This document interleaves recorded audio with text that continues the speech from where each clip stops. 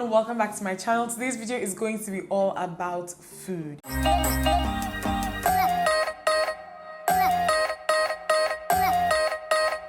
In today's video, I'm going to be showing you guys everything that I eat in a day: breakfast, lunch, dinner. Basically going to be showing you guys what I would eat when I am trying to respect myself, because I went to the US in August, and I was there between August and September. A lot of you know, if you watch my vlogs, you know this. And I was just eating junk, and I added weight, and a couple of you noticed, and then you commented on it, but you know, it's all good. It was just that I was at a point in my life where I could not be bothered, so I was just eating. But Christmas is coming and I need to slay my ashebi, so I'm back to just eating healthy again. So I'm going to be showing you guys what I eat. So I'm going to start out with breakfast.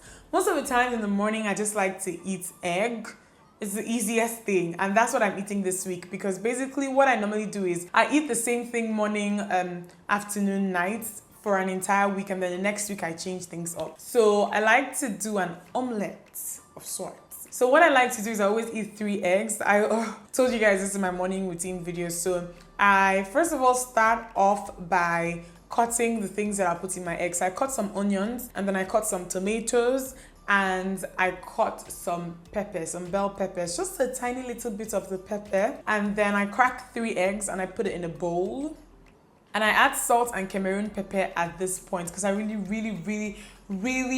love Cameroon pepper, okay? After that, I use this thing that I got recently, and I've been loving it. Normally, I would fry my egg with coconut oil, but then this is just a lot better than coconut oil, if you ask me. It's like 1 calorie a spray, and I don't know, it's just my eggs just end up having this very nice pancakey consistency. I love it so much. So aside from the fact that it's healthy, I just love the way that my egg looks and tastes when I use this. I use the olive oil one. I have another one that is sunflower, but I love to use the olive oil one. I put about 4 to 5 sprays on the pan, and then I put it on like in the lowest burner that I have, so very low heat. And I put in the onions, the tomatoes, and then the pepper, and I kind of mix everything into the egg, and then I pour the mixture into the pot, and I close it, and I let it cook for about 5 minutes. And after 5 minutes, you have the most beautiful egg you've ever seen in your life. So what I do is I just slide it into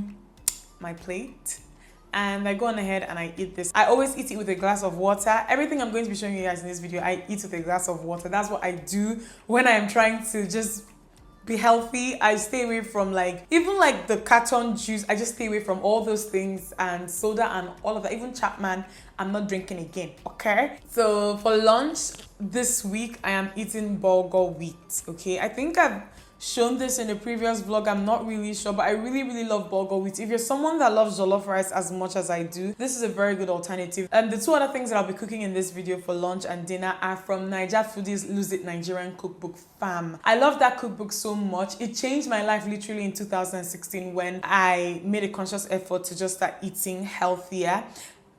Is that correct? Whatevs. So yeah, eating healthy, when I made a conscious effort to start eating healthy. And this cookbook is for people who love Nigerian food, but you just want to not, because a lot of the things that we eat here have a lot of carbs and a lot of oils and all of that in it. This is for the Nigerian food lover who is trying to just enjoy the things that she's used to or he's used to without all the calories that they'll normally come with. I'll be cooking her jollof bulgur. I'm going to be using this brand of bulgur. This is actually not the one that I'd normally use. I normally use a Duru.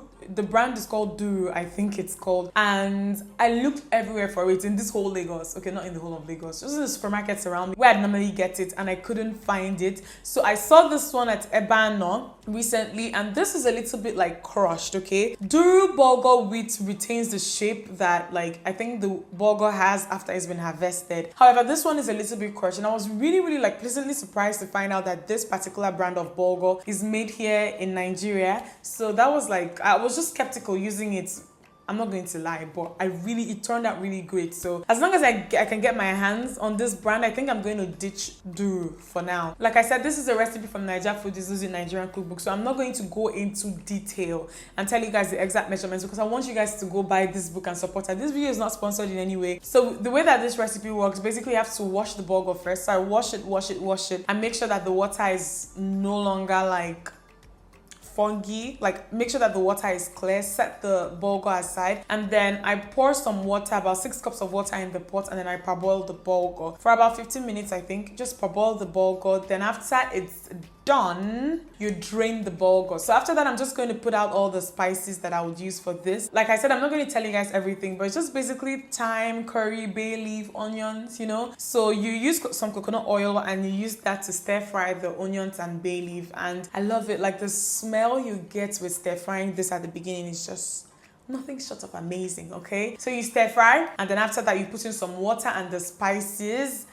Okay, and then you kind of mix it in with the parboiled bulgur and just mix it in and stir fry it and make sure that it's coated. It's beginning to look like jollof rice now. Okay, you guys can see I'm already boiling egg on the side because I love to eat this with egg. Okay, but then I also love to eat this with some vegetables as well. So what I do is I just cut up some spring onions and some carrots and I set that aside. What I normally do, let me not lie to you guys, is today I plate, tomorrow I don't plate. I feel like that kind of makes it feel like I'm eating something different, you know, every day, you know. So when I've put like effort into the presentation, I feel like I'm eating something fancy. So I just put the vegetables on top of the bulgur, and then I put the boiled egg, and then voila, I eat this with a cold glass of water and a fork. I almost said cold bottle of water, cold glass of water. If you have a bottle of water, that's fine as well. I go on ahead and I eat that. And for dinner, I like to keep it really easy. I'm eating Naija Foodie's suya bowl this week. It's also from the Lose It Nigerian cookbook. And one thing again that I love to do is I always make sure to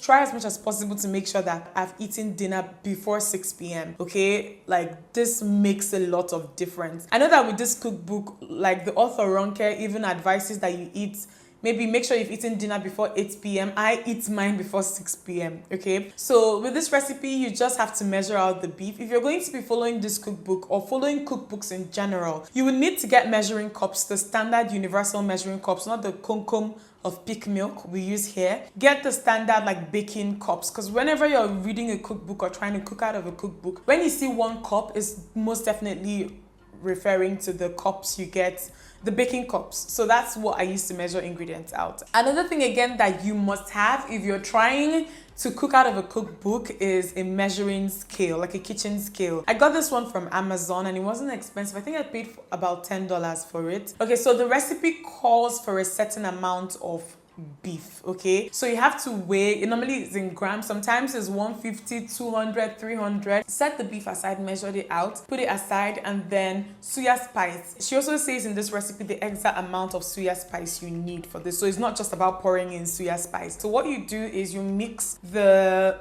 beef with the first measurement of suya spice. This particular suya spice is the one I use. This one is from Ace and Fam. This thing is so hot. It's my first time using it. First time I started cooking this, I started using this recipe. Ronke has a suya spice recipe in her book and it is freaking amazing. At first I was like, this will not taste like suya spice, but she literally has a very good suya spice recipe in this book as well. But the thing about it was that I had finished that one and I was too lazy to make another one. So I was just buying groceries and I saw suya spice and I got this one, but this is very hot. So if you have any type of ulcer, stay away from this because fam, this is so hot. But if you can handle spicy food without an issue, go on ahead. You don't need to marinate this or let it sit in the fridge or anything. Just mix it in, then you have to put it in the oven for like 15 minutes. So you set it out in a tray, and 15 minutes is so fast cooking this. So just put it in the oven and then you go on ahead and cut up some onions and some tomatoes. After 15 minutes, you take the meat out, pour in the vegetables, and then add a certain amount of suya spice again just to complete the dish. And wow, this tastes so good. If you're a meat lover, a suya lover, you're going to love this so much. So this is basically it. And as usual, I ate this with a glass of water and it tastes so freaking good. So this is all I eat during the week. This is what I'm eating this week, definitely. So I know that some of you are wondering what I snack on when I get like really hungry in between meals. So I snack on a couple of things. Dried fruits. I get like, you can get a variety of these like from your local supermarkets. Ebano has some, ShopRite has some. I also snack on grapes because I love grapes a lot, and then some dark chocolate sometimes, not too much, just a little bit. I always go for the ones that are like 90% cocoa, and those ones tend to be really bitter, but then they are not as fattening, and they're a lot more healthy like than the regular chocolate that has a lot of milk and all of that in it. So yeah, I hope you guys enjoyed this video. Let me know if you want me to do more of these. I'll see you guys in my next one. Bye.